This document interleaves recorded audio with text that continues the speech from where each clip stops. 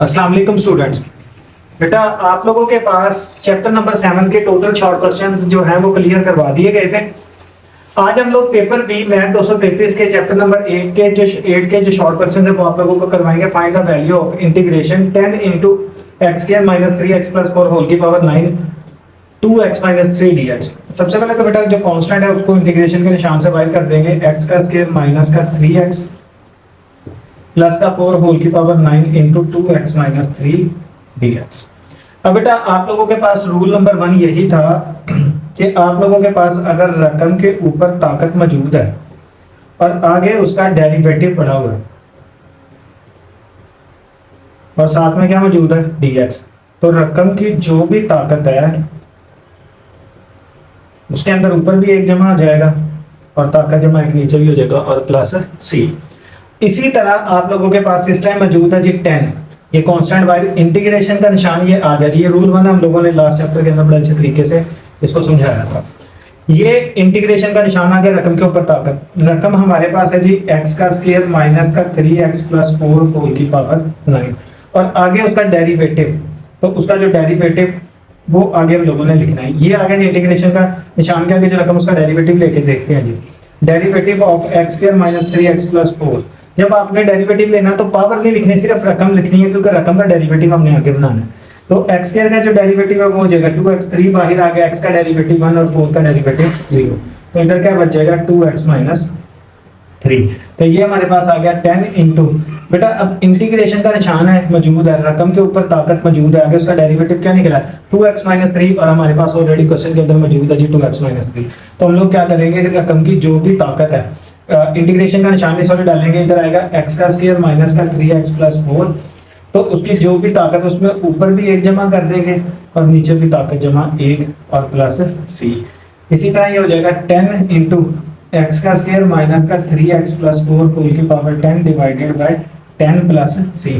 10 से मेरा बेटा 10 क्या हो जाएगा कैंसिल, इधर बच जाएगा x का स्क्वायर माइनस का 3x प्लस 4 होल की पावर 10 प्लस सी। और यही बेटा हमारे क्वेश्चन नंबर 1 का आंसर है। चलते हैं जी अगले क्वेश्चन की तरफ। जी बेटा आप लोगों के पास क्वेश्चन नंबर 2 है, इंटीग्रेशन का निशान साइन इनवर्स x होल की पावर 1 डॉट, इसको अलग करके लिख लो 1 over square root 1 minus x का स्क्वायर। अब मेरा बेटा आप लोगों के पास इंटीग्रेशन का निशान है, रकम के ऊपर ताकत है जी 1 और आगे उसका डेरिवेटिव अगर आप देखेंगे पड़ा क्यों। अब जब डेरिवेटिव ऑफ हम लोग साइन इनवर्स x लेते हैं ना, derivative of sine inverse x, तो वो होता है जी 1 over under root 1 minus x का स्क्वायर। तो मेरा बेटा आप लोगों के पास अगर ऐसे है, देखें जी ऐसे ही है जी साइन इनवर्स x होल की पावर 1 डॉट आगे उसका डेरिवेटिव पड़ा जी 1 over under root 1 minus x का स्क्वायर dx। तो ये हो जाएगा साइन इनवर्स x की ताकत, आगे उसका डेरिवेटिव पड़ा तो हम क्या करेंगे उसकी ताकत में ऊपर भी एक जमा कर देंगे और नीचे भी ताकत जमा 1 और प्लस c कर देंगे। तो ये हमारे पास हो जाएगा साइन इनवर्स होल की ताकत 1 plus 1 2 divided by 2 plus c और यही हमारे क्वेश्चन नंबर 2 का आंसर है जी।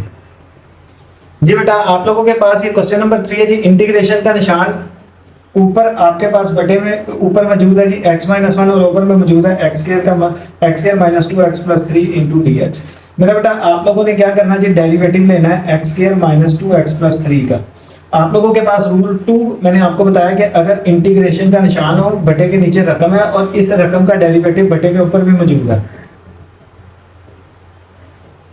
और साथ में dx है, तो हमारे पास ये किसके इक्वल हो जाता है ln रकम प्लस c।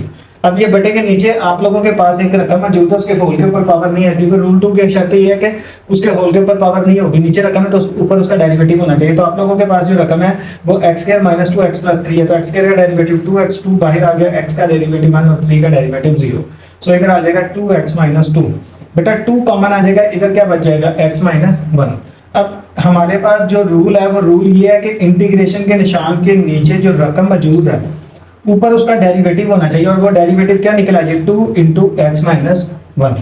अब क्वेश्चन के अंदर x माइनस 1 मौजूद था, 2 नहीं था, तो हम लोग उसको लेवल करने के लिए 1/2 एज इट इज आ जाएगा। तो 1/2 इंटीग्रेशन का निशान नीचे रकम ऊपर डेरिवेटिव, तो नीचे वाली रकम के साथ क्या लग जाएगा ln x का square minus 2x plus 3 plus c और यही हमारे क्वेश्चन नंबर 3 का आंसर है जी। जी बेटा आप लोगों के सामने क्वेश्चन नंबर 4 की इबारत लिखी है जी, इंटीग्रेशन का निशान साइन के ऊपर पावर 9 और cos x साथ में है जी dx। अगर आप देखें हमारे पास इंटीग्रेशन का निशान रकम के ऊपर ताकत है, तो रकम की जगह पर हमारे पास मौजूद क्या आ गया जी, साइन एक्स। हम जब साइन एक्स का डेरिवेटिव लेंगे तो साइन एक्स का डेरिवेटिव क्या निकलेगा, कॉस एक्स। जब ये कॉस एक्स निकला है तो हमारे पास इंटीग्रेशन के निशान के आगे जो है वो हमारे पास रकम मौजूद है, रकम के ऊपर ताकत है, आगे उसका क्या पड़ा हुआ है, डेरिवेटिव। तो हम लोग उसके ऊपर रूल अप्लाई करेंगे कि साइन की ताकत के अंदर ऊपर भी एक ऐड हो जाए और नीचे भी ताकत जमा एक प्लस सी।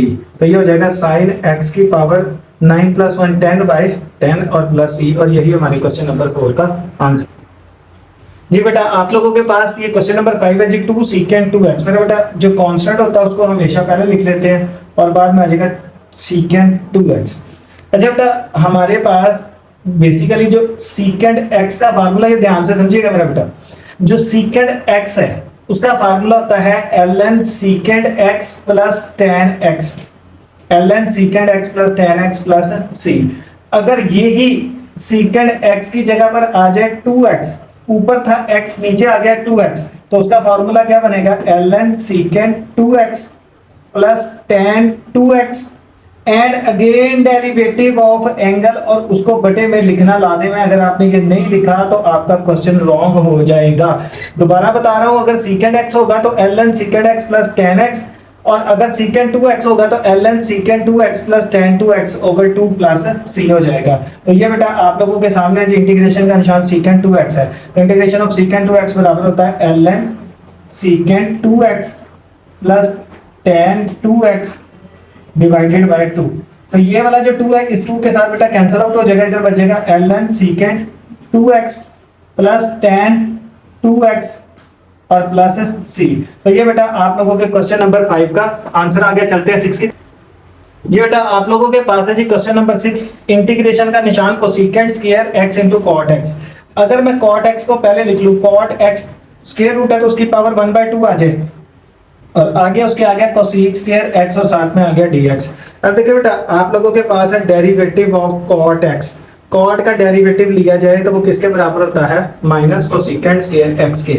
आप लोगों के पास रूल ये है कि अगर इंटीग्रेशन के निशान के आगे रकम के ऊपर ताकत आ जाए, आगे उसका डेरिवेटिव पढ़ाओ और साथ में dx लगा आ जाए, तो ये किसके इक्वल हो जाता है, रकम की ताकत के अंदर ऊपर भी एक जमा और ताकत के अंदर नीचे भी एक जमा और प्लस c।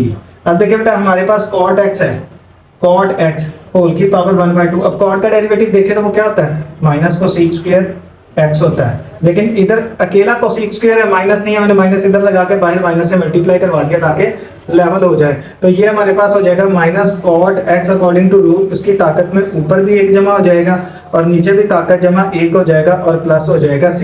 तो ये हो जाएगा माइनस का cot x होल की पावर हो जाएगी 3/2 और 3/2 प्लस c। तो ये जो 3/2 है उलट के 2/3 हो जाएगा और cot x होल की पावर कितनी आ जाएगी, 3/2 प्लस c, और यही हमारे क्वेश्चन नंबर 6 का आंसर है जी। जी बेटा आप लोगों के पास क्वेश्चन नंबर 7 है जी, इंटीग्रेशन का निशान cos x / square root sin x। बेटा cos x / square root sin x की जगह पर लिखा जा सकता है sin x होल की पावर 1/2 और साथ में dx।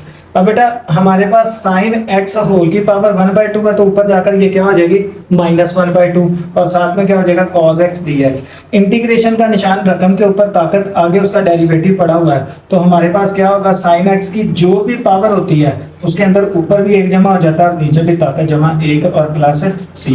तो ये हमारे पास हो जाएगा sin x की पावर -1/2 प्लस 1 है तो ये +1/2 हो जाएगा, और जो ओवर में 1/2 है वो उलट के 2/1 होगा, सो प्लस c। तो हम लोग उसको 2 × sin x + cos x भी लिख sin x + c भी लिख सकते हैं। ये हमारा आ गया जी क्वेश्चन नंबर 7। जी बेटा आप लोगों का क्वेश्चन नंबर 8 है जी, जो आप लोगों का बुक के अंदर मौजूद है जी, sin स्क्वायर / cos की पावर 4x। मेरा बेटा अगर आप लोग sin स्क्वायर x / cos की 4x लिखी, अगर मैं इसे लिख दूं cos square x dot cos square x, तो कोई भी फर्क नहीं पड़ेगा, क्यों, उसकी पावर 4 थी, अलग करके 2 लिख ली। सो इधर आ जाएगा sin square x / cos square x अलग कर दो और डॉट 1/cos स्क्वायर x अलग कर दो और साथ में आ जाएगा dx। इस तरह का एक क्वेश्चन चैप्टर 7 में भी मौजूद है। sin / cos tan के इक्वल होता है, ये बेटा आपने याद रखना, अगर sin स्क्वायर / cos स्क्वायर आ जाए तो फिर आपने उसको tan स्क्वायर के इक्वल कर लेना है। हमारे पास sine square over cos square है तो ये tan स्क्वायर x के इक्वल हो जाएगा, और 1 ओवर कॉस स्क्वायर है तो ये किसके इक्वल हो जाएगा, सीकेंट स्क्वायर के। अब इंटीग्रेशन का निशान है, tan के ऊपर ताकत 2 है, आगे उसका डेरिवेटिव पड़ा होना चाहिए। अगर आप डेरिवेटिव चेक करते हैं तो डेरिवेटिव को चेक करते हुए देखें जी, डेरिवेटिव ऑफ tan x हो तो वो बराबर होता है sec स्क्वायर x के। तो हम लोग अगर चेक करते हैं तो इंटीग्रेशन का निशान है, tan के ऊपर ताकत है, आगे उसका बिल्कुल डेरिवेटिव पड़ा है tan का सीकेंट स्क्वायर, तो tan की जो भी ताकत होगी उसके अंदर ऊपर भी एक ऐड कर देंगे और नीचे भी ताकत जमा 1 प्लस c, तो tan की ताकत भी हो जाएगी 3 और ओवर में भी 3 और प्लस c, और यही हमारे क्वेश्चन नंबर 8 का आंसर है जी। जी बेटा, आप लोगों के जो चैप्टर नंबर 8 का क्वेश्चन नंबर 9, 10 और 11 मैंने तरतीब दी है ना, ये वाली जो तरतीब है क्वेश्चन 9, 10 और 11 की, इसके अंदर ना हम लोगों को सब्स्टिट्यूट करना पड़ेगा। सब्स्टिट्यूट क्या होता है वो आप लोगों को इन 3 क्वेश्चंस के अंदर मैं आप लोगों को सिखाऊंगा जी। अब मेरा बेटा हम लोगों ने क्या करना है कि आप लोगों के पास है जी इंटीग्रेट 9, ये 10 और 11, पहले 9 को सॉल्व करूंगा फिर 10, 11 को सॉल्व करूंगा। मेरे पास अगर मैं सीकेंट स्क्वायर x की पावर 5 पहले लिख दूं और x की पावर 4 बाद में लिख के साथ में dx कर दूं, तो मेरा बेटा क्या होगा, देखिए आप लोगों को मैंने चैप्टर के स्टार्ट में बताया था कि ये साइन है और जो आगे x है वो उसका एंगल है, तो साइन इज अ फंक्शन और अगर x उसके साथ लिखा है तो angle. According to this rule, इस रूल के मुताबिक सीकेंट स्क्वायर के साथ जो चीज लिखी हुई है वो उसका क्या है, एंगल है। अब हमारे पास इस क्वेश्चन के अंदर जो ये एंगल मौजूद है उसका डेरिवेटिव आगे पड़ा है। कैसे, अगर मैं डेरिवेटिव ऑफ x की पावर, मैं इसको सिंपल करता हूं, मैं लेट करता हूं जी इसको t के equal, t is equal to x की पावर 5, जब मैं इसको डिफरेंशिएट करता dt ओवर dx तो ये किसके इक्वल हो जाएगा, 5x की पावर 4 के, और dx डिवाइड, और अगर मैं उधर ले जाऊं तो मैंने इसको सब्स्टिट्यूट किया कि x की पावर 5 t के इक्वल है, मैंने डेरिवेटिव लिया dt ओवर dx, 5x की पावर 4 dx डिवाइड हो रहा है तो इधर आकर मल्टीप्लाई हो जाएगा। सो ये किसकी वैल्यू निकल आई, dt की। अगर हम लोग इस तरफ चलते हैं तो ये देखिए हमारे पास सीकेंट स्क्वायर x की पावर 5, अब अगर x की 4 dx, x की 4 dx के साथ 5 लगा दे तो ये किसके इक्वल हो जाएगा, dt के।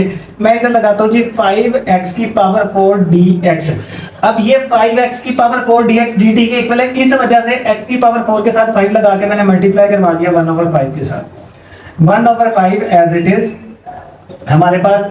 अब देखें ये है सीकेंट स्क्वायर x की पावर 5 को हम लोगों ने लेट किसके इक्वल किया है, वो t के इक्वल लेट किया है, और 5x की पावर 4 dx, 5x की पावर 4 dx ये मेरा बेटा किस चीज के इक्वल है, dt के इक्वल है। तो अगर आपको याद हो तो हमने चैप्टर नंबर 7 के अंदर किया है, सीकेंट स्क्वायर x dx हो तो उसकी इंटीग्रेशन किसके बराबर हो जाती है, tan x के। तो इसके अंदर integration of secant square t है तो ये किसके बराबर हो जाएगी, ये बराबर हो जाएगी tan t के, और प्लस क्या हो जाएगा c। So 1/5 as it is, आगे tan x की जगह पर मेरा बेटा उसकी वैल्यू हम लोग पुट करेंगे और वो क्या है, x की पावर 5 प्लस c, और यही हमारे क्वेश्चन नंबर 11 का आंसर, 9 का आंसर है। 10, 11 नेक्स्ट करते हैं जी बेटा, आप लोगों के सामने क्वेश्चन नंबर 10 स्क्रीन के ऊपर आपको नजर आ रहा होगा जी, और क्वेश्चन नंबर 10 भी सब्स्टिट्यूट का है क्योंकि हम लोगों ने 9, 10, 11 का पहले ही जिक्र कर लिया कि इसको हम लोग बाय सब्स्टिट्यूशन सॉल्व करने वाले हैं जी। मैं 6 इंटू e की पावर x का क्यूब डॉट x स्क्वायर अलग कर दिया dx। अगर क्वेश्चन के अंदर देखें इंटीग्रेशन के निशान के आगे एक्सपोनेंशियल मौजूद, और एक्सपोनेंशियल की जो पावर है, तो एक्सपोनेंशियल की जो पावर अगर हम उसका डेरिवेटिव लें, मैं इसको t करके लेता हूं जी, मैं इसको लेट करता हूं t के इक्वल पे, जो x क्यूब है ना वो t के इक्वल है, उससे क्या फर्क पड़ेगा चेक करें, derivative of t into x का cube dt over dx is equal to, इसका डेरिवेटिव हो गया 3x स्क्वायर, अब dx डिवाइड और उधर आकर मल्टीप्लाई होगा तो 3x स्क्वायर dx, ये वैल्यू होगी मेरा मतलब जी dt की। अगर हम लोग इसको e इंटू एक्स क्यूब की जगह पर t पुट कर दें और इधर x स्क्वायर के साथ 3 कर दें, x स्क्वायर के साथ क्या करते हैं 3, और उसको लेवल करने के लिए बाय 3 से डिवाइड भी कर दें, तो ये जो चीज है 3x स्क्वायर dx ये किसके इक्वल हो जाएगी, dt के। तो et की इंटीग्रेशन भी et होती है, अगेन डेरिवेटिव ऑफ पावर हम लोगों ने बटे में लगाना होता है और प्लस c, तो t की जगह पर हम लोग उसकी वैल्यू पुट कर देंगे, t किसके इक्वल है, x क्यूब के इक्वल है और प्लस c, और यही हमारे क्वेश्चन नंबर 10 का आंसर। आखिरी रह गया जी 11 जी बेटा, आप लोगों के सामने क्वेश्चन नंबर 11 मौजूद है। क्वेश्चन नंबर 11 की जो रकम है cos ln x over x और साथ में मौजूद है जी dx। देखिए अगर हम लोग उसको अलग करके भी लिख ले, cos ln, cos का एंगल है ln x dot 1 over x dx, तो तब भी कोई फर्क नहीं पड़ने वाला। क्यों, हम लोगों ने लेट किया है कि t बराबर है ln x के, तो t over dx, ln x का डेरिवेटिव किसके इक्वल होता है 1 ओवर x, dx डिवाइड हो रहा है, ये एक तो t की वैल्यू मैंने निकाल ली है, अब ये जो डी टी के नीचे डी एक्स है वो साइड पर जाकर मल्टीप्लाई हो जाएगा क्योंकि इधर डिवाइड हो रहा है, तो ये हमारे पास हो जाएगा cos into L N X किसके इक्वल है, टी के, तो 1/x dx किसके इक्वल हो जाएगा, dt के। तो cos की इंटीग्रेशन होती है प्लस साइन और t साथ as it is plus c, पर एंड पर हम लोग t की वैल्यू लास्ट में पुट करते हैं, t की value ln x plus c, और यही हमारे क्वेश्चन नंबर 11 का आंसर है। तो ये बेटा आप लोगों का आ गया चैप्टर नंबर 8 में। नेक्स्ट आप लोगों को वीडियो चैप्टर नंबर 9 की इंशाल्लाह जल्द 1 घंटे के अंदर ही अपलोड करता हूँ ताकि आप लोग तैयारी अच्छे से अच्छी कर सकें।